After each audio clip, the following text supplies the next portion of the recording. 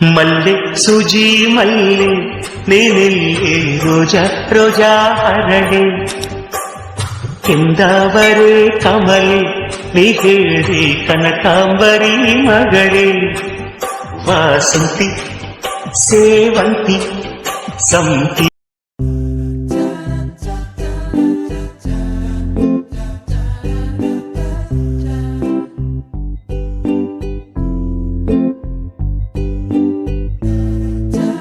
Hello my beautiful viewers, welcome back to my channel. ಬೆಳಗ್ಗೆ ಎದ್ದ ತಕ್ಷಣವೇ ಮನೆಯೆಲ್ಲ ಕ್ಲೀನ್ ಮಾಡಿಬಿಟ್ಟು ಫ್ರೆಶ್ ಅಪ್ ಆಗಿ ಪೂಜೆನ ಮಾಡ್ತಾ ಇದ್ದೀನಿ.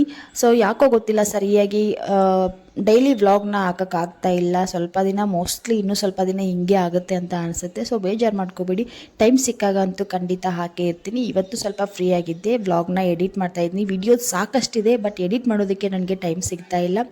ಇಟ್ಸ್ ಓಕೆ, ನಾನು ಸ್ವಲ್ಪ ದಿನ ಹಿಂಗೆ ಆಗುತ್ತೆ, ಅಡ್ಜಸ್ಟ್ ಮಾಡ್ಕೋಬೇಕು. ಸೊ ಇವಾಗ ನಾನು ಪೂಜೆನ ಮಾಡ್ಕೋತಾ ಇದ್ದೀನಿ. ನನ್ನ ಪೂಜೆ ಜೊತೆಗೆ ಗುಂಡನು ಕೂಡ ಜಾಯಿನ್ ಆಗಿದ್ದಾನೆ. ಅವನ್ನ ಕರ್ಕೊಂಡು ನಾನು ಪೂಜೆನ ಮಾಡ್ತಾಯಿದ್ದೀನಿ. ಅವ್ನ ಫೇವ್ರೆಟ್ ಈ ದಪ್ಪನ ಇಟ್ಕೊಂಡು ಅದನ್ನ ಹಚ್ತಾ ಹಂಗೆ ಸ್ವಲ್ಪ ಬಾಯಿಗೂ ಹಾಕ್ತಾ ನಿಂತಿದ್ದಾನೆ. ಅವನು ಪೂಜೆ ಮಾಡಬೇಕಾದ್ರೆ ಅವನೇನಾದರೂ ಬಂದರೆ ಅವು ವಿಗ್ರಹಗಳು ಅವನು ಎಲ್ಲಿಟ್ಟಿರ್ತಾನೋ ಅಲ್ಲೇ ಇರಬೇಕು. ಅವು ಏನು ನೋಡೋಂಗಿಲ್ಲ, ಅವು ಏನು ಪ್ಲೇಸ್ ಚೇಂಜ್ ಆಗ್ತಾನೆ ಇರುತ್ತೆ ವಿಗ್ರಹಗಳದ್ದು. ಸೊ ಏನು ಮಾಡೋಕ್ಕಾಗಲ್ಲ, ಮಕ್ಕಳು ಅಲ್ವಾ. ಸೊ ಅದರಲ್ಲೂ ದೇವ್ರಿಗೆ ಮಕ್ಕಳು ಮಾಡೋ ಪೂಜೆ ಬೇಗ ಫಲ ಕೊಡುತ್ತಂತೆ. ಸೊ ಹಂಗಾಗಿ ನಾನೇನು ಅವ್ನು ಎಲ್ಲಿಟ್ಟರು ಕೂಡ ಅಷ್ಟೇ ವಿಗ್ರಹನ ನಾನು ಮತ್ತೆ ಏನು ಚೇಂಜ್ ಮಾಡೋಕ್ಕೆ ಹೋಗೋದಿಲ್ಲ. ಮತ್ತು ಮಾರನೇ ದಿನ ಪೂಜೆ ಮಾಡಬೇಕಾದ್ರೆ ನಾನು ನೀಟಾಗಿ ಮತ್ತೆ ಜೋಡಿಸ್ಕೋತೀನಿ. ಸೊ ಅವನು ಇವಾಗ ವಿಭೂತಿ ಜೊತೆಗೆ ಆಟ ಆಡ್ಕೊಂಡು ನಿಂತಿದ್ದಾನೆ. ನಾನು ಕೂಡ ಹಂಗೆ ಪೂಜೆನ ಮಾಡ್ತಾ ಇದ್ದೀನಿ. ಸೊ ಇವತ್ತು ಮೊಹರಂ ಅಲ್ವಾ, ಮೊಹರಂ ದಿನದ ವ್ಲಾಗ್ ಇದು. ನಾನು ಯಾವತ್ತೂ ಮೊಹರಂನ ಸೆಲೆಬ್ರೇಷನ್ ಮಾಡೋದು ನೋಡೇ ಇಲ್ಲ. ಅದರಲ್ಲೂ ನಮ್ಮೂರಿನಲ್ಲಿ ಇಷ್ಟೊಂದು ಗ್ರ್ಯಾಂಡಾಗಿ ಮೊಹರಂನ ಮಾಡೋದಿಲ್ಲ. ಸೊ ಇವತ್ತು ಪಕ್ಕದ ಮನೆಯವರು ಮೊಹರಂ ನೋಡೋದಕ್ಕೆ ಕರ್ಕೊಂಡು ಹೋಗ್ತೀವಿ ನಿಮ್ಮನ್ನು ಬನ್ನಿ ಅಂತ ಹೇಳಿದ್ದಾರೆ, ಇನ್ವೈಟ್ ಮಾಡಿದ್ದಾರೆ. ಸೊ ನಾನು ಕೂಡ ಆಯಿತು ಬರ್ತೀನಿ ಅಂತ ಹೇಳಿದ್ದೀನಿ. ಸಾಯಂಕಾಲದ ಹೊತ್ತಿಗೆ 3 ಗಂಟೆ ಸುಮಾರಿಗೆಲ್ಲ ಹೋಗಬೇಕು ಅಂತ ಅಂದ್ಕೊಂಡಿದ್ದೀವಿ. ನೋಡೋಣ ಯಾವ ರೀತಿ ಇರುತ್ತೆ ಮೊಹರಂ ಹಬ್ಬ ಅಂತ ಹೇಳ್ಬಿಟ್ಟು. ನಮ್ಮೂರಲ್ಲಿ ಸಾಯಂಕಾಲದ ಹೊತ್ತಿಗೆ ಮೊಹರಂ ಹಬ್ಬನ ಅಂದರೆ ಕೆಂಡ ಎಲ್ಲ ಹಾಕ್ಬಿಟ್ಟು ದೇವರು ಹೊಳೆಗೆ ಹೋಗೋದು, ಈ ರೀತಿ ಎಲ್ಲ ನಾನು ನೋಡಿದ್ದೆ. ಚಿಕ್ಕವಳಿದ್ದಾಗ ಹೋಗ್ತಾ ಇದ್ದೆ, ಇವಾಗಂತೂ ರೀಸೆಂಟಾಗಿ ನಾನು ಹೋಗೇ ಇಲ್ಲ. ಇವತ್ತು ನೋಡೋಣ ಇಲ್ಲಿ ಬೆಳವಡಿನಲ್ಲಿ ಯಾವ ರೀತಿ ಆಚರಣೆ ಮಾಡ್ತಾರೆ ಅಂತ ನೋಡ್ಬೇಕು ಅನ್ನೋದು ನನಗೂ ಕೂಡ ಆಸೆ ಇದೆ. ಸೊ ಹಾಗಾಗಿ ನಾನು ಕೂಡ ಬರ್ತೀನಿ ಅಂತ ಹೇಳಿದ್ದೀನಿ. ಆಲ್ಮೋಸ್ಟ್ ಪೂಜೆ ಎಲ್ಲ ಮುಗಿತು. ಇನ್ನು ನೆಕ್ಸ್ಟ್ ಧೂಪನ ಬೆಳಗ್ಬಿಟ್ಟು ದೇವ್ರಿಗೆ ನೈವೇದ್ಯನ ಅರ್ಪಿಸಿದ್ರೆ ಆಯಿತು. ತಂದೆ ನೀನು, ತಾಯಿ ನೀನು, ಬಂಧು ನೀನು ಅನ್ಬೇಕ. ನಿಂಗೆ ಬೇಕು ಬೇಡ, ನಿಂಗೆ ಬೇಕೋ ಬೇಡ. ಶಂಭು ಹಚ್ಬೇಕಂದ್ರೆ ಪೂರ್ತಿ ಹೇಳ್ಬೇಕು. ಬೇಕಾ ಬೇಡ ಹೇಳು, ಶಂಭು ಬೇಡ. ಕೈ ಹಿಂಗ ಕೈ ಮುಂದೆ. ತಂದೆ ನೀನು, ತಾಯಿ ನೀನು, ಬಂಧು ನೀನು, ಬಳಗ ನೀನು, ನೀನಿಲ್ಲದೆ ಮತ್ತಾರು ಇಲ್ಲವಯ್ಯ. ಕೂಡಲ ಸಂಗಮ ದೇವ ಯಾ ದೇವಿ ಸರ್ವಭೂತೇಷು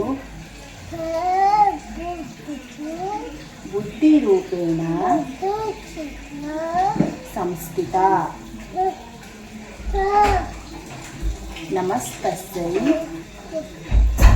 ನಮಸ್ತಸ್ಸೈ ನಮಸ್ತಸ್ಸೈ ನಮೋ ನಮಃ. ಶಂಭೋ ಶಂಭೋ. ದೇವ ದೇವ ಒಳ್ಳೇದು ಮಾಡು. ಹೆಚ್ಚುನ ಕಪ್ಪ ತಗೋ, ಕಪ್ಪ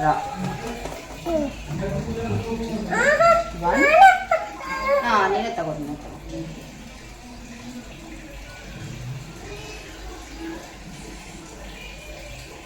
ಗುಡ್.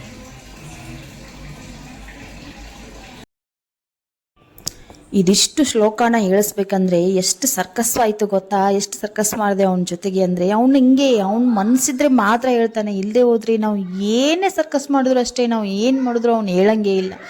ಏನೋ ಗೊತ್ತಿಲ್ಲ, ದೇವ್ರ ಪವಾಡನೇ. ಇವಾಗ ಪೂಜೆ ಮಾಡಬೇಕಾದ್ರೆ ಅವನು ಶ್ಲೋಕ ಹೇಳ್ದ ಅಂದರೆ ನಮಗೆ ಒಂಥರ ಆಶ್ಚರ್ಯ ಆಯಿತು. ಏನೂ ಹೇಳಂಗಿಲ್ಲ, ಸಾಕಷ್ಟು ತಾನು ಒಬ್ಬನೇ ಇದ್ದಾಗ ಎಷ್ಟು ಚೆನ್ನಾಗಿ ಹಾಡು ಹೇಳ್ತಿರ್ತಾನೆ, ಮತ್ತು ಒಬ್ಬನೇ ಮಾತಾಡ್ಕೊತಾ ಇರ್ತಾನೆ. ನಾವು ಈ ರೀತಿ ಶ್ಲೋಕ ಎಲ್ಲ ಹೇಳೋದು ಮತ್ತು ABCD ಮತ್ತು ಅದೆಲ್ಲ ಸಂಡೆ ಮಂಡೆ ಎಲ್ಲನೂ ಹೇಳ್ತಾ ಇರ್ತಾನೆ. ಬಟ್ ನಾವು ಕೇಳಿದಾಗ ಜಪ್ಪಯ್ಯ ಅಂದರೂ ಜಗ್ಗೋದಿಲ್ಲ ಅವನು, ಅಷ್ಟು ಹಠಮಾರಿ.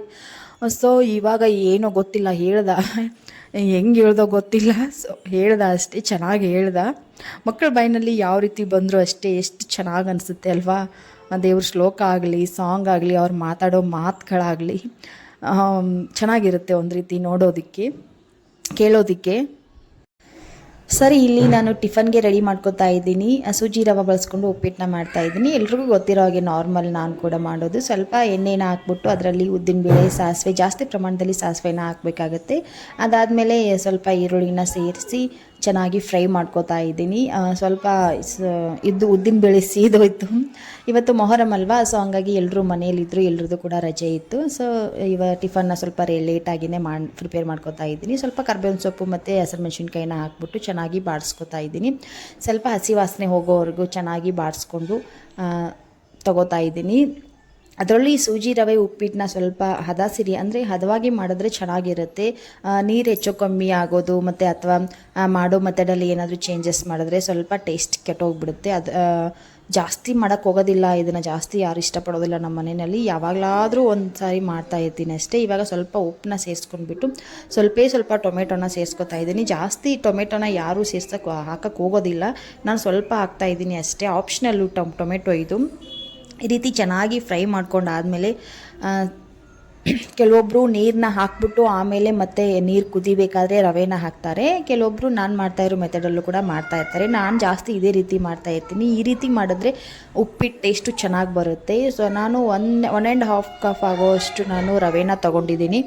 ನಾವು ರವೆನ ಹಾಕಿರೋ ಕಪ್ ಅಳತೆನಲ್ಲಿನೇ ಮೆಜರ್ಮೆಂಟ್ ನೋಡಿಕೊಂಡು ನೀರನ್ನ ಹಾಕಬೇಕಾಗುತ್ತೆ. ನಾನು ನೆಕ್ಸ್ಟ್ ಹೇಳ್ತೀನಿ ನೀರನ್ನ ಎಷ್ಟು ಹಾಕಬೇಕು ಅಂತ ಹೇಳ್ಬಿಟ್ಟು. ಈ ಮೆಥಡಲ್ಲಿ ನಾವು ಮಾಡಿಕೊಂಡ್ರೆ ಉಪ್ಪಿಟ್ಟು ಹೋಟೆಲ್ ಸ್ಟೈಲ್ ಟೇಸ್ಟು ಕೊಡುತ್ತೆ. ನಾವು ಹಾಸ್ಪಿಟಲಲ್ಲೇ ಅಡ್ಮಿಟ್ ಇರ್ತಾ ಇದ್ವಿ ಫಸ್ಟ್ ಡೆಲಿವರಿನಲ್ಲಿ. ನಮ್ಮ ಆರಾಧ್ಯ ಟೈಮ್ನಲ್ಲಿ, ನನಗೆ ಪ್ರೆಗ್ನೆನ್ಸಿ ಟೈಮ್ನಲ್ಲಿನೇ ನಾನು ಜಾಸ್ತಿ ಹಾಸ್ಪಿಟಲ್ನಲ್ಲೇ ಅಡ್ಮಿಟ್ ಇರ್ತಾ ಇದ್ದೆ. ಅಂದರೆ ಒಂದು 20 ದಿನ ಅಥವಾ ಕೆಲವೊಂದು ಸಾರಿ 15 ದಿನ, ಈ ರೀತಿ ಜಾಸ್ತಿ ನಾವು ತಿಂಗಳಲ್ಲಿ ಒಂದು 8 ದಿನನಾದರೂ ನಾವು ಹಾಸ್ಪಿಟಲ್ನಲ್ಲೇ ನಾವು ಸಮಯ ಕಳೆದಿದ್ದೀವಿ. ಆವಾಗ ಅಮ್ಮ ತಂದು ಕೊಡೋರು ಈ ರೀತಿ ಉಪ್ಪಿಟ್ಟನ್ನ. ಆವಾಗ ಟೇಸ್ಟ್ ಅನಿಸ್ತಾ ಇತ್ತು. ಅವರೇನೋ ಡಾಲ್ರ ಎಲ್ಲ ಹಾಕ್ಬಿಟ್ಟು ಮಾಡಿರ್ತಾರೆ, ಬಟ್ ಇವಾಗ ಅಷ್ಟೊಂದು ಇಷ್ಟ ಆಗೋದಿಲ್ಲ. ಮನೆಯಲ್ಲೇ ಮಾಡ್ತಾ ಇರ್ತೀನಿ ಅದೇ ಟೇಸ್ಟು. ಸೊ ಇವಾಗ ಚೆನ್ನಾಗಿ ರವೆನ ಫ್ರೈ ಮಾಡ್ಕೋಬೇಕು. ಒಳ್ಳೆ ಘಮ ಬರುತ್ತೆ ಫ್ರೈ ಮಾಡ್ಕೋಬೇಕಾದ್ರೆ. ಅಲ್ಲಿವರೆಗೂ ಫ್ರೈ ಮಾಡಿಕೊಂಡು ನಾನು ಇಲ್ಲಿ ಸೈಡಲ್ಲಿ ನೀರನ್ನ ಕುದಿಯೋಕೆ ಇಟ್ಟಿದ್ದೀನಿ. ನೀರು ಮೆಜರ್ಮೆಂಟ್ ಬಂದುಬಿಟ್ಟು ನಾನು 1.5 ಕಪ್ ರವೆನ ತೊಗೊಂಡಿದ್ದೀನಲ್ವಾ, ಸೊ ಅದರಲ್ಲಿ ನಾನು 3 ಕಪ್ಪು ನೀರನ್ನ ಹಾಕಬೇಕಾಗತ್ತೆ. ಬಟ್ ನಾನಿಲ್ಲಿ 4 ಕಪ್ ನೀರನ್ನ ತೊಗೊಂಡಿದ್ದೀನಿ. ಯಾಕೆಂದರೆ ಮನೇಲಿ ಮಕ್ಕಳು ಇರೋದ್ರಿಂದ ಸ್ವಲ್ಪ ಸಾಫ್ಟಾಗಿ ಬಂದರೆ ಮಕ್ಕಳು ಇಷ್ಟಪಟ್ಟು ತಿಂತಾರಂತೆ ಅಂತ ಹೇಳಿಬಿಟ್ಟು 1 ಕಪ್ ಎಕ್ಸ್ಟ್ರಾ ನೀರನ್ನ ತೊಗೊಂಡಿದ್ದೀನಿ. ಮೆಜರ್ಮೆಂಟ್ ಪ್ರಕಾರ ತಗೊಳ್ಳೋದಾದರೆ 1 ಕಪ್ ರವೆಗೆ 1 ಕಪ್ ನೀರನ್ನ ತೊಗೋಬೇಕು. ಈ ರೀತಿ ತೊಗೋಬೇಕಾಗತ್ತೆ. ಸಾಫ್ಟ್ ಬೇಕಾದರೆ 1 ಕಪ್ ಎಕ್ಸ್ಟ್ರಾ ನೀರನ್ನ ತೊಗೊಂಡ್ರೆ ಏನು ಪರವಾಗಿಲ್ಲ. ಸ್ವಲ್ಪ ಜಾಸ್ತಿ ಹೊತ್ತು ಬೇಯಿಸ್ಕೋಬೇಕಾಗತ್ತೆ. ಮತ್ತು ನೀರನ್ನ ಹಾಕಿದ್ಮೇಲೆ ಸ್ವಲ್ಪನೂ ಗ್ಯಾಪ್ ಕೊಡದೆ ನಾವು ಈ ರೀತಿ ಕೈ ಆಡಿಸ್ಬೇಕಾಗತ್ತೆ. ಸೊ ಚೆನ್ನಾಗಿ ರವೆ ಎಲ್ಲನೂ ಬೇಯಬೇಕು. ಅಂದರೆ ನೀರೆಲ್ಲ ಹಿಡ್ಕೊಂಡು ರವೆ ಕನ್ಸಿಸ್ಟೆನ್ಸಿ ಸ್ವಲ್ಪ ಗಟ್ಟಿಯಾಗಿ ಬರಬೇಕು. ಸೊ ಅಲ್ಲಿವರೆಗೂ ನಾವು ಚೆನ್ನಾಗಿ ಈ ರೀತಿ ಮಿಕ್ಸ್ ಮಾಡ್ಕೋಬೇಕಾಗತ್ತೆ. ನಾವೇನಾದರೂ ಮಿಕ್ಸ್ ಮಾಡ್ಕೊಳ್ಳದೆ ಹೋದರೆ ಉಪ್ಪಿಟ್ಟು ಎಲ್ಲನೂ ಗಂಟಾಗಿ ಹೋಗುತ್ತೆ. ಸೊ ಹಂಗಾಗಿ ಕೈ ಬಿಡದೆ ಈ ರೀತಿ ನಾವು ಮಿಕ್ಸ್ ಮಾಡ್ಕೋಬೇಕಾಗತ್ತೆ. ಎಲ್ರಿಗೂ ಗೊತ್ತಿರೋದೇ ಸಿಂಪಲ್ಲು. ಸೊ ಈ ರೀತಿ ಮಾಡಿಕೊಂಡು ಉಪ್ಪಿಟ್ಟು ಕನ್ಸಿಸ್ಟೆನ್ಸಿ ಸ್ವಲ್ಪ ಸಾಫ್ಟಾಗಿ ಬರೋವರೆಗೂ ಸ್ವಲ್ಪ ನಾವು ಮಿಕ್ಸ್ ಮಾಡ್ಕೋಬೇಕಾಗತ್ತೆ. ಮಿಕ್ಸ್ ಮಾಡ್ಕೋಬೇಕಾದ್ರೆ ಹುಷಾರು. ನೀವು ನೋಡ್ತಾ ಇರ್ಬೋದು ಉಪ್ಪಿಟ್ಟು ಯಾವ ರೀತಿ ಸಿಡಿತಾ ಇದೆ ಅಂತ ಹೇಳ್ಬಿಟ್ಟು. ಕೈಗೆಲ್ಲ ಬಂದು ಚೆಲ್ಲಿದ್ರೆ ಸುಮ್ಮನೆ ಪ್ರಾಬ್ಲಮ್ಮು. ಸ್ವಲ್ಪ ನೋಡಿಕೊಂಡು ಹುಷಾರಾಗಿ ಮಾಡ್ಕೊಳ್ಳಿ. ಸೊ ಈ ಕನ್ಸಿಸ್ಟೆನ್ಸಿ ಬಂದಮೇಲೆ ಸ್ವಲ್ಪ ನಾವು ಮೇಲ್ಗಡೆಯಿಂದ ಲಿಡ್ನ ಕ್ಲೋಸ್ ಮಾಡಿಬಿಟ್ಟು ಒಂದು ಸ್ವಲ್ಪ ಹೊತ್ತು ಬೇಯಿಸ್ಕೊಂಡ್ರೆ ಉಪ್ಪಿಟ್ಟು ಅನ್ನೋದು ರೆಡಿ ಆಗುತ್ತೆ. ಅವಾಗೆಲ್ಲ ಈ ಉಪ್ಪಿಟ್ಟನ್ನ ತುಂಬಾ ಇಷ್ಟಪಟ್ಟು ತಿಂತಾ ಇದ್ದೆ ಹೋಟೆಲ್ನಲ್ಲಿ. ಮತ್ತು ಅದರಲ್ಲೂ ನಾನು ಪ್ರೆಗ್ನೆನ್ಸಿ ಟೈಮ್ ಅಲ್ವಾ, ಸೊ ಸ್ವಲ್ಪ ಬೈಕೆ ಇರುತ್ತೆ ಏನಾದರೂ ತಿನ್ನಬೇಕು ಅಂತ ಹೇಳ್ಬಿಟ್ಟು ಆವಾಗ ಇಷ್ಟ ಆಗೋದು. ಬಟ್ ಇವಾಗ ಅಷ್ಟೊಂದು ಇದು ಇಷ್ಟ ಆಗೋದಿಲ್ಲ. ಬಟ್ ಯಾವಾಗಲಾದರೂ ಒಂದು ಸಾರಿ ಮಾಡ್ತಾ ಇರ್ತೀನಿ ಅಷ್ಟೇ ಮನೇಲಿ. ಮಕ್ಕಳಿಗೆ ಒಳ್ಳೇದಲ್ವಾ, ಮಕ್ಕಳು ತಿಂತಾರೆ, ಜಾಸ್ತಿ ಇಷ್ಟಪಟ್ಟು ತಿಂತಾರೆ, ಸಾಫ್ಟ್ ಆಗಿರುತ್ತೆ ಅಲ್ವಾ. ನಾನಿಲ್ಲಿ ಸ್ವಲ್ಪ ಸಕ್ಕರೆನ ಬೆರೆಸ್ತಾ ಇದ್ದೀನಿ ಸ್ವೀಟ್ಗೋಸ್ಕರ. ನೀವು ಆಪ್ಷನಲ್ಲು ಬೇಕಿದ್ದರೆ ಹಾಕ್ಕೊಳ್ಳಿ, ಬೇಡ ಅಂದರೆ ಸ್ಕಿಪ್ ಮಾಡ್ಕೋಬೋದು. ಬಟ್ ಹೋಟೆಲ್ಗಳಲ್ಲಿ ಸ್ವಲ್ಪ ಸ್ವೀಟಾಗಿ ಬರುತ್ತೆ ಅಲ್ವಾ ತಿನ್ನಬೇಕಾದ್ರೆ, ಸೊ ಹಾಗಾಗಿ ಸ್ವಲ್ಪ ಹಾಕ್ತಾ ಇರ್ತೀನಿ. ಲಿಂಬು ಮತ್ತು ಟೊಮೆಟೊ ಕೂಡ ಆಪ್ಷನಲ್ಲು, ಟೊಮೆಟೊನೂ ಹಾಕೋ ಅವಶ್ಯಕತೆ ಇಲ್ಲ, ನಾನು ಸ್ವಲ್ಪ ಸೇರಿಸ್ಕೊಂಡಿದ್ದೀನಿ ಅಷ್ಟೇ. ನೋಡಿ ಈ ಕನ್ಸಿಸ್ಟೆನ್ಸಿ ಬಂದರೆ ನಮ್ಮ ಮನೇಲಿ ತಿಂತಾರೆ. ಸ್ವಲ್ಪ ಹೊತ್ತು ಅದನ್ನು ಚೆನ್ನಾಗಿ ಮಿಕ್ಸ್ ಮಾಡ್ಕೊಂಡ್ಬಿಟ್ಟು ಸ್ವಲ್ಪ ಹೊತ್ತು ಲಿಡ್ನ ಕ್ಲೋಸ್ ಮಾಡಿ ಇಟ್ಟು ಆಮೇಲೆ ನಾವು ತಗೊಂಡು ತಿಂತಾಯಿದ್ರೆ ಚೆನ್ನಾಗಿರುತ್ತೆ. ನೋಡಿ ಈ ರೀತಿ ಬಂದಿದೆ.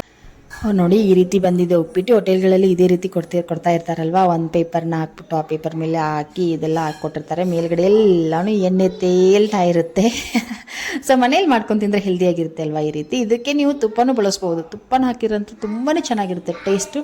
ನಾನು ಎಣ್ಣೆನ ಹಾಕಿ ಮಾಡಿದ್ದೀನಿ, ನೀವು ಬೇಕಿದ್ದರೆ ತುಪ್ಪನ ಹಾಕ್ಕೊಂಡು ಮಾಡ್ಕೋಬೋದು, ಚೆನ್ನಾಗಿ ಬರುತ್ತೆ, ಟೇಸ್ಟು ಚೆನ್ನಾಗಿರುತ್ತೆ ತಿನ್ನೋದಕ್ಕೆ. ಅದೇ ರೀತಿ ಆರೋಗ್ಯಕ್ಕೂ ಒಳ್ಳೆಯದು. ಯಾವಾಗಲಾದರೂ ಒಂದು ಸಾರಿ ಮಾಡ್ಕೊಂಡು ತಿನ್ನಿ, ಟೇಸ್ಟ್ ಮಾಡ್ಕೊಳ್ಳಿ, ಮನೆಯಲ್ಲಿ ಮಾಡಿಕೊಂಡು ನೋಡಿ. ನೀವು ಒಂದು ಸಾರಿ ಟ್ರೈ ಮಾಡಿ ನೋಡಿ, ಈ ರೀತಿ ಈ ಮೆಥಡಲ್ಲಿ ಟ್ರೈ ಮಾಡಿ ನೋಡಿ. ನೀವು ಮಾಡಿರ್ತೀರ ಈ ಉಪ್ಪಿಟ್ಟನ್ನ, ಬಟ್ ನಾನು ಮಾಡೋರು ಆ ರೀತಿಯಲ್ಲಿ ಮಾಡಿಲ್ಲದೆ ಇರ್ಬೋದು. ಕೆಲವೊಬ್ಬರು ಮಾಡಿರ್ಬೋದು, ಕೆಲವೊಬ್ಬರು ಮಾಡಿಲ್ದೇನೂ ಇರ್ಬೋದು. ಮಾಡದೇ ಇರೋರು ಒಂದು ಸಾರಿ ಟ್ರೈ ಮಾಡಿ ನೋಡಿ. ನಿಜವಾಗ್ಲೂ ಹೇಳ್ತೀನಿ, ಹೋಟೆಲ್ನಲ್ಲಿ ನೀವು ತಿನ್ನೋ ಉಪ್ಪಿಟ್ಟು ರೀತಿಯೇ ಟೇಸ್ಟ್ ಕೊಡುತ್ತೆ.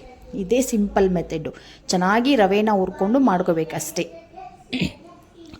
ಓಕೆ, ನಾನು ಹೇಳಿದ್ದೆ ಅಲ್ವಾ ಮೊಹರಂಗೆ ಹೋಗ್ತಾ ಇದ್ದೀವಿ ಅಂತ ಹೇಳ್ಬಿಟ್ಟು ರೆಡಿ ಆಗಿದ್ದೀನಿ, ಆಲ್ಮೋಸ್ಟು ರೆಡಿ ಆಗಿದ್ದೀನಿ. ಸೊ ರೋಡಲ್ಲಿ ಹೋಗ್ತಾ ಇರಬೇಕಾದ್ರೆ ಏನು ವಿಡಿಯೋ ಮಾಡೋದು ಅಷ್ಟೊಂದು ಸರಿ ಅನಿಸೋದಿಲ್ಲ ಅಂತ ಹೇಳ್ಬಿಟ್ಟು ನಾನು ಯಾವ ರೀತಿ ರೆಡಿ ಆಗಿದ್ದೀನಿ ಅಂತ ನಿಮ್ಗೆ ತೋರಿಸ್ತಾ ಇದ್ದೀನಿ ಅಷ್ಟೇ. ಸಿಂಪಲ್ ಕುರ್ತಿನ ಹಾಕ್ಕೊಂಡಿದ್ದೀನಿ. ಇವಾಗ ಹೋಗ್ತಾ ಇದ್ದೀವಿ ಮೊಹರಂ ನೋಡೋದಕ್ಕೆ. ನೋಡೋದಕ್ಕೆ ಹೋಗಬೇಕಾದ್ರೇ ಇಡೀ ಬೆಳವಡಿ ಎಲ್ಲನೂ ಸುತ್ತಾಕಿ ನೋಡ್ಕೊಂಡ್ವಿ. ನಾನು ಇಷ್ಟು ದಿವಸ ಆದರೂ ಬೆಳವಡಿಗೆ ಬಂದು 1 ವರ್ಷ ಆದ್ರೂ ನಾನು ಎಲ್ಲೂ ಹೋಗಿರಲಿಲ್ಲ, ಮನೆಯಲ್ಲೇ ಇರ್ತಾಯಿದ್ದೆ. ಹೋದರೆ ಮಾರ್ಕೆಟ್ಗೆ ಹೋಗ್ತಾಯಿದ್ದೆ, ಅದು ಬಿಟ್ಟರೆ ಇಲ್ಲ ಮತ್ತು ಬೆಳವಡಿಗೆ ನಾನು ಹೋಗಿಲ್ಲ ಎಲ್ಲಿ ನೋಡೋದಕ್ಕೆ. ಸೊ ಪಕ್ಕದ ಮನೆಯವರು ಕರ್ಕೊಂಡು ಹೋದಾಗ ಹೋಗ್ತಾಯಿದ್ದೆ. ಅವ್ರ ಮನೆ ಸ್ವಲ್ಪ ದೂರ ಇದೆ. ಮೊದಲು ಅವ್ರ ಮನೆಗೆ ಹೋಗ್ಬಿಟ್ಟು ಆಮೇಲೆ ನಾವು ಮೊಹರಂ ನೋಡೋಕೆ ಹೋದ್ವಿ. ಆವಾಗ ಅವ್ರ ಮನೆಗೆ ಹೋಗ್ಬೇಕಾದ್ರೇ ನಾನು ಎಲ್ಲ ಬೆಳವಡಿನ ನೋಡಿಕೊಂಡೆ. ಚೆನ್ನಾಗಿದೆ ಊರು, ತುಂಬಾ ಚೆನ್ನಾಗಿದೆ. ಓಣಿಯಲ್ಲಿ ಊರು ಒಳಗಡೆ ಓಣಿಯಲ್ಲಿ ಚಿಕ್ಕ ಪುಟ್ಟ ಮನೆಗಳು, ಸ್ವಲ್ಪ ರೋಡು ತುಂಬ ಚೆನ್ನಾಗಿದೆ ನೋಡೋದಕ್ಕೆ. ಮತ್ತು ಜಾಸ್ತಿ ಬೆಳವಡಿನಲ್ಲಿ ಹಳೇ ಕಾಲದ ಮನೆಗಳೇ ಜಾಸ್ತಿ ಇದೆ, ತುಂಬ ಚೆನ್ನಾಗಿದೆ ನೋಡೋದಕ್ಕೆ. ಹಳೇ ಕಾಲದ ಮನೆಗಳನ್ನ ನೋಡ್ತಾ ಇದ್ರೇ ಒಂಥರ ಏನೋ ಮನಸ್ಸಿಗೆ ಒಂದು ರೀತಿ ನಾವೇ ಓಲ್ಡ್ ಮೆಮೊರಿಗೆಲ್ಲ ಹೋಗ್ಬಿಡ್ತೀವಿ.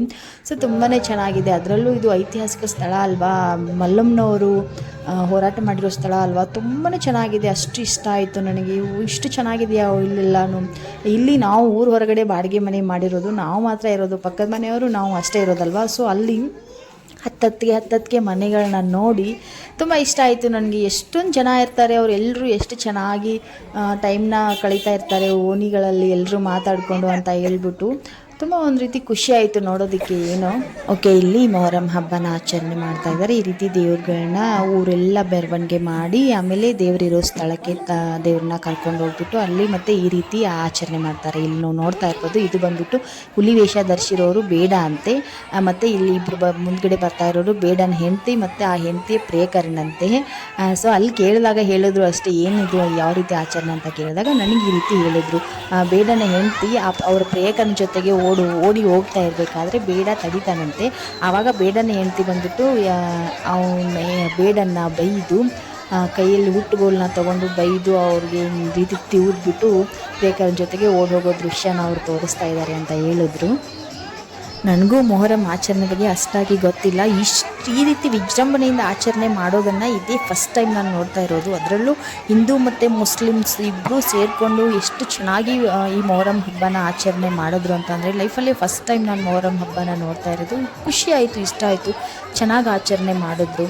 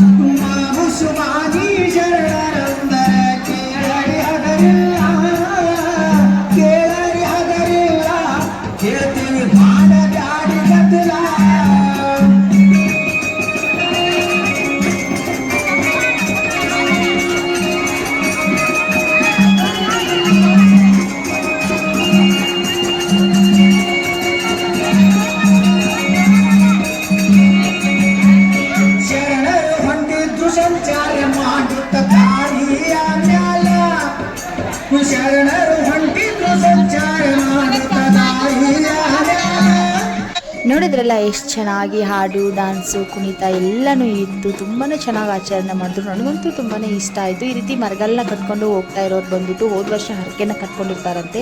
ಹರಕೆನ ಕಟ್ಟಿ ಈ ವರ್ಷ ಮೊಹರಂ ದಿನ ಈ ರೀತಿ ಮರಗಳನ್ನ ಕಟ್ಕೊಂಡು ದೇವ್ರ ಮುಂದೆ ಮುಂದೆ ಈ ರೀತಿ ಮೆರವಣಿಗೆ ರೂಪದಲ್ಲಿ ಹೋಗ್ತಾ ಇದ್ರೆ ಅವ್ರ ಹರಕೆನ ತೀರಿಸ್ದಂಗೆ ಆಗುತ್ತಂತೆ. ಎಲ್ಲರೂ ಸಾಕಷ್ಟು ಜನ ಇದ್ರು. ಸಣ್ಣ ಸಣ್ಣ ಮಕ್ಕಳು ಕೂಡ ಈ ರೀತಿ ಮರಗಳನ್ನ ಕಟ್ಕೊಂಡು ಓಡಾಡ್ತಾ ಇದ್ರು. ತುಂಬಾ ಕಷ್ಟ ಅಲ್ವಾ ಮರಗಳು ಕಟ್ಕೊಂಡು ಓಡೋದು. ತುಂಬಾ ಪ್ರಾಕ್ಟೀಸ್ ಕೂಡ ಬೇಕು ಅದಕ್ಕೆ. ಎಲ್ಲರೂ ಕೂಡ ಅಷ್ಟೊಂದು ಭಕ್ತಿಯಿಂದ ಮೊಹರಂ ಹಬ್ಬನ ಆಚರಣೆ ಮಾಡ್ತಾಯಿದ್ರು. ಹಿಂದೂ ಮುಸ್ಲಿಂ ಎಲ್ಲರೂ ಸೇರಿಕೊಂಡು ಅಷ್ಟು ಚೆನ್ನಾಗಿ ಮೊಹರಂ ಹಬ್ಬನ ಆಚರಣೆ ಮಾಡಿದ್ರು. ಈ ರೀತಿ ಮೊಹರಂ ಹಬ್ಬನ ನಾನು ಫಸ್ಟ್ ಟೈಮ್ ನೋಡ್ತಾ ಇದ್ರು. ನಾವೆಲ್ಲ ಚಿಕ್ಕವರಿರ್ಬೇಕಾದ್ರೆ ನೋಡ್ತಾ ಇದ್ದೆ ನಮ್ಮೂರಿನಲ್ಲಿ. ಆದರೆ ಈ ರೀತಿ ಮಾಡಲ್ಲ. ಸ್ವಲ್ಪ ಸಾಯಂಕಾಲದ ಹೊತ್ತು ಕೆಂಡನ ಹಾಕ್ಬಿಟ್ಟು ಕೆಂಡದಲ್ಲಿ ಕೆಂಡದ ಸುತ್ತ ರೌಂಡ್ ಹೊಡ್ಬಿಟ್ಟು ಆಮೇಲೆ ದೇವ್ರನ್ನ ಹೊಳೆ ಕರ್ಕೊಂಡು ಹೋಗೋದು ಅಷ್ಟೇ. ನಾನು ಅಷ್ಟೇ ನೋಡ್ತಾ ಇರೋದು, ನಮ್ಮೂರಲ್ಲಿ ಅಷ್ಟೇ ಮಾಡ್ತಾರೆ. ಸೊ ಹಂಗಾಗಿ ನಾನು ಈ ರೀತಿ ನೋಡಿರಲಿಲ್ಲ. ನಾನೇನು ಅಂದ್ಕೊಂಡಿದ್ದೆ, ಇವಾಗ ಏನು ಮಾಡ್ತಾ ಇದ್ದಾರಲ್ವ ಎಂಟರ್ಟೈನ್ಮೆಂಟು, ಇದು ಇಷ್ಟೇ ಅಂದ್ಕೊಂಡಿದ್ದೆ. ಆವಾಗ ನಾನು ಹಿಂದ್ಗಡೆಯಿಂದ ಹಿಂದ್ಗಡೆಯಿಂದ ದೇವ್ರನ್ನ ತಗೊಂಡು ಬರ್ತಾಯಿದ್ರು. ಸೊ ಅದನ್ನು ನೋಡ್ಬಿಟ್ಟು ನನಗೆ ಒಂದು ರೀತಿ ಮೈಂಡ್ ರೋಮಾಂಚನ ಆಗೋಯ್ತು. ಅದೇ ಹೇಳ್ತಾರಲ್ವ, ಜಾತಿ ಧರ್ಮ ಭೇದ ಭಾವ ಇದೆಲ್ಲನೂ ಮನುಷ್ಯ ಮಾಡ್ಕೊಂಡಿರೋದು. ಆದರೆ ಮನುಷ್ಯನಿಗೆ ವರ ಕೊಡುವಂಥ ಭಗವಂತ ಒಬ್ಬನೇ ಒಬ್ಬ ಅಲ್ವಾ. ಸೊ ಹಂಗಾಗಿ ಆ ರೀತಿಯೇ ನಮಗೆ ದೇವ್ರನ್ನ ನೋಡಿದ ತಕ್ಷಣವೇ ಒಂದು ರೀತಿ ಮೈ ರೋಮಾಂಚನ ಆಗೋಯ್ತು. ಸೊ ಎಷ್ಟು ಚೆನ್ನಾಗಿ ಅಲಂಕಾರ ಮಾಡಿದ್ರು ಅಂತ ಅಂದರೆ ದೇವರಿಗೆ ತುಂಬ ಚೆನ್ನಾಗಿತ್ತು. ಇಲ್ಲಿ ನೋಡ್ತಾ ಇರ್ಬೋದು, ಇಲ್ಲಿ ಮರಗಳನ್ನ ಕಟ್ಕೊಂಡಿರೋರು ಎಷ್ಟು ಚೆನ್ನಾಗಿ ಡ್ಯಾನ್ಸ್ ಮಾಡ್ತಾ ಇದ್ದಾರೆ. ಅದೇ ರೀತಿ ಬಿಂದಿಗೆನ ಎತ್ತಾರೆ ಅವರು. 3 ಬಿಂದಿಗೆನ ಒಮ್ಮೆಲೆ ಎತ್ತಾರೆ ನೋಡಿ ಎಷ್ಟು ಚೆನ್ನಾಗಿ.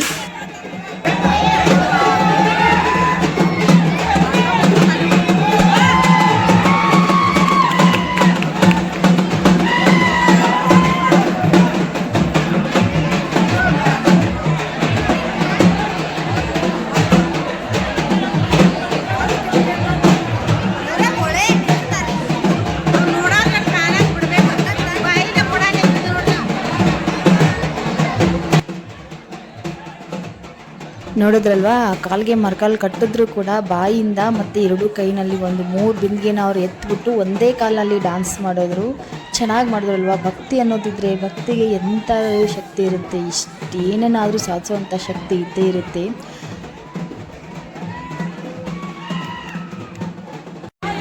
ಇಲ್ಲಿ ಲಾಸ್ಟಲ್ಲಿ ಹಿಂದ್ಗಡೆ ಮುಸ್ಲಿಂ ದೇವ್ರನ್ನ ಕರ್ಕೊಂಡು ಬರ್ತಾ ಇರ್ತಾರೆ. ಯಾವ ರೀತಿ ಅಂತ ಅಂದರೆ, ನಾವೆಲ್ಲ ತೇರು ಎಳೆಯೋದು ಮತ್ತು ಪಲ್ಲಕ್ಕಿ ಉತ್ಸವ ಎಲ್ಲ ನಮ್ಮ ಹಿಂದೂ ಧರ್ಮದಲ್ಲಿ ನಾವು ಮಾಡ್ತಾ ಇರ್ತೀವಲ್ವ. ಸೊ ಅದೇ ರೀತಿ ಅವರು ಕೂಡ ದೇವ್ರನ್ನ ತೇರು ಎಳೆಯೋ ರೀತಿ, ಹಂಗೆ ಪಲ್ಲಕ್ಕಿ ಉತ್ಸವದ ರೀತಿ ದೇವ್ರನ್ನ ಮೆರವಣಿಗೆ ಮಾಡ್ತಾ ಇದ್ದಾರೆ. ಏನು ಗೊತ್ತಾ, ಮನಸ್ಸಲ್ಲಿ ಭಕ್ತಿ ಅನ್ನೋದಿದ್ದರೆ ಒಂದು ಪುಟ್ಟ ಕಲ್ಲು ಕೂಡ ದೇವ್ರ ಸ್ವರೂಪವಾಗಿ ನಮಗೆ ಕಾಣಿಸುತ್ತಂತೆ. ಸೊ ಇಷ್ಟೆಲ್ಲ ಅಲಂಕಾರ ಮಾಡಿಬಿಟ್ಟು ಏನು ದೇವ್ರು ಎದ್ದು ಬರ್ತಾನೇನಪ್ಪ ಅನ್ನೋ ರೀತಿ ಅಲಂಕಾರ ಇತ್ತು. ಅಷ್ಟು ಚೆನ್ನಾಗಿತ್ತು. ಮನಸ್ಸಲ್ಲಿ ಭಕ್ತಿ ಅನ್ನೋದು ಹಂಗೆ ಬಂದ್ಬಿಡುತ್ತೆ. ನೋಡ್ತಾ ಇರಬೇಕಾದ್ರೇ ನೀವು ಕೂಡ ತಗೊಂಡು ತುಂಬ್ಕೊಳ್ಳಿ. ಎಷ್ಟು ಚೆನ್ನಾಗಿದೆ ಅಂತ ಅಂದರೆ ಇವಾಗಲೂ ಕೂಡ ನಾನು ನೆನೆಸ್ಕೊಂಡ್ರೆ ಅದನ್ನು ಏನೋ ಒಂದು ರೀತಿ ಮೈ ರೋಮಾಂಚನ ಆಗುತ್ತೆ. ನೀವು ಅಬ್ಸರ್ವ್ ಮಾಡಿ, ಅಲ್ಲಿ ಹಿಂದೂ ಮುಸ್ಲಿಂ ಎಷ್ಟು ಬಾಂಧವ್ಯದಿಂದ ಇದ್ದಾರೆ ಅಂತ ಅಂದರೆ, ಅಲ್ಲಿ ಮುಸ್ಲಿಮ್ಸ್ ಮಾತ್ರ ಇಲ್ಲ, ಅದೇ ರೀತಿ ಹಿಂದೂನೂ ಮಾತ್ರ ಇಲ್ಲ, ಇಬ್ಬರು ಸೇರಿಕೊಂಡು ಹಬ್ಬನ ಆಚರಣೆ ಮಾಡ್ತಾ ಇದ್ದಾರೆ. ನಮ್ಮದು ದೇವರು ಅಂತ ಹೇಳ್ಬಿಟ್ಟು ಎಷ್ಟು ಚೆನ್ನಾಗಿ ಅವ್ರ ಹಬ್ಬನ ಆಚರಣೆ ಮಾಡಿದ್ರು. ನನಗಂತೂ ತುಂಬಾ ಇಷ್ಟ ಆಯಿತು. ನನ್ನ ಲೈಫಲ್ಲಿ ಫಸ್ಟ್ ಟೈಮ್ ನೋಡ್ತಾ ಇರೋದು ಈ ರೀತಿ ಹಬ್ಬನ. ಸೊ ಖುಷಿ ಆಯಿತು ನನಗೆ ಹಬ್ಬನ ನೋಡಿಬಿಟ್ಟು. ಈ ರೀತಿ ಎಲ್ಲ ಮೆರವಣಿಗೆನ ಮಾಡಿಕೊಂಡು ಹೋಗಿ ದೇವರಿರೋ ಸ್ಥಳಕ್ಕೆ ದೇವರೆಲ್ಲನೂ ಕೂರಿಸ್ತಾರೆ. ಅದಾದಮೇಲೆ ನೆಕ್ಸ್ಟ್ ಅಲ್ಲಿಂದ ಎಲ್ಲರೂ ಕೂಡ ದರ್ಶನಕ್ಕೆ ಅವರು ಅವಕಾಶ ಮಾಡಿಕೊಡ್ತಾರೆ. ನಾವು ಕೂಡ ಹೋಗಿ ದರ್ಶನ ಮಾಡಿಕೊಂಡು, ಏನು ಸಾಂಬ್ರಾಣಿ ಸ್ಮೆಲ್ಲಪ್ಪ, ಇಡೀ ಊರು ತುಂಬಾ ಸಾಂಬ್ರಾಣಿ ಸ್ಮೆಲ್ಲಿಂದನೇ ಕೂಡಿತ್ತು ನೋಡು. ಅಷ್ಟು ಘಮ ಇತ್ತು ಆ ಸಾಂಬ್ರಾಣಿ ಸ್ಮೆಲ್ಲಲ್ಲಿ. ನನಗಂತೂ ಕೇಳಿ ಇಸ್ಕೊಂಡು ಬರೋಣ ಅಂತ ಅನ್ನಿಸ್ತು, ಬಟ್ ಅವಕಾಶ ಸಿಗಲಿಲ್ಲ. ಸೊ ನೋಡಿದ್ರಲ್ವಾ, ಬೆಳವಡಿ ಗ್ರಾಮದಲ್ಲಿ ಎಷ್ಟು ಅನ್ಯೋನ್ಯತೆಯಿಂದ ಹಿಂದೂ ಮುಸ್ಲಿಂ ಇಬ್ಬರೂ ಸೇರಿಕೊಂಡು ಅನ್ಯೋನ್ಯತೆಯಿಂದ ಮೊಹರಂ ಹಬ್ಬನ ಆಚರಣೆ ಮಾಡಿದ್ರು. ನನಗಂತೂ ನೋಡಿ ತುಂಬಾ ಖುಷಿ ಆಯಿತು. ನಿಮಗೂ ಕೂಡ ಇಷ್ಟ ಆಯಿತು ಮತ್ತು ಖುಷಿ ಆಯಿತು ಅಂತ ಅನ್ಕೋತೀನಿ. ಇಷ್ಟ ಆದರೆ ಲೈಕ್ನ ಕೊಟ್ಟು ನಿಮ್ಮ ಅನಿಸಿಕೆ ನನಗೆ ಕಾಮೆಂಟ್ ಬಾಕ್ಸಲ್ಲಿ ತಿಳಿಸಿ. ಅದೇ ರೀತಿ ಯಾರು ನನ್ನ ಚಾನಲ್ಗೆ ಸಬ್ಸ್ಕ್ರೈಬ್ ಮಾಡ್ಕೊಳ್ಳದೆ ವಿಡಿಯೋಸ್ನ ನೋಡ್ತಾ ಇದ್ದೀರಾ, ಮತ್ತು ಇನ್ನು ಯಾರೆಲ್ಲ ನನ್ನ ಚಾನಲ್ನ ಸಬ್ಸ್ಕ್ರೈಬ್ ಮಾಡ್ಕೊಂಡಿಲ್ಲ, ಹೊಸದಾಗಿ ನನ್ನ ಚಾನಲ್ನ ನೋಡ್ತಾ ಇದ್ದೀರಾ, ವೀಡಿಯೋಸ್ಗಳನ್ನ ನೋಡ್ತಾ ಇದ್ದೀರಾ, ಪ್ಲೀಸ್ ಎಲ್ಲರೂ ಕೂಡ ನನ್ನ ಚಾನಲ್ಗೆ ಸಬ್ಸ್ಕ್ರೈಬ್ ಮಾಡಿಕೊಂಡು ವೀಡಿಯೋಸ್ನ ನೋಡಿ ನನಗೆ ಸಪೋರ್ಟ್ ಮಾಡಿ ಅಂತ ಕೇಳ್ಕೊತೀನಿ.